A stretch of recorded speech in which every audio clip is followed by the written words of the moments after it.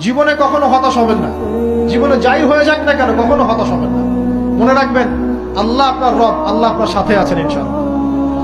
এই সমাজ আপনাকে যেভাবে শেখায়, কিভাবে শেখায়, এই যে স্কুল, কলেজ, ইউনিভার্সিটি, চাকরি, বিয়ে, সন্তান প্রতিপালন, আর তারপর ইন্না লিল্লাহি ওয়া ইন্না ইলাইহি রাজিউন, এই তো শেখায় নাকি?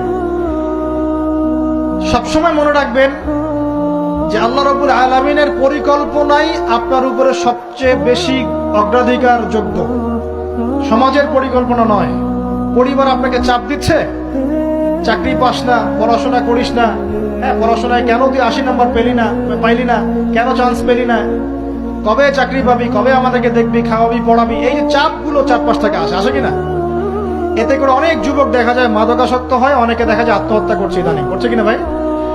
এই শব্দটা থেকে আমি এই পয়েন্টটা আজকে লিখেছিলাম যে ভুলেও আল্লাহর প্রতি বিশ্বাস এবং তাওয়াক্কুল হারাবেন না। সমাজ যেভাবে শেখায়, সমাজ চারপাশে যে চাপ আপনাকে দিচ্ছে, এই চাপে নিজে গা ভাসিয়ে দিবেন না। আপনি আল্লাহর কাছে দোয়া করবেন, আল্লাহর কাছে পথ চেয়ে নিবেন এবং আল্লাহর প্রতি তাওয়াক্কুল ভরসা করবেন। কখনো আত্মহত্যার পথ বেছে নিবেন।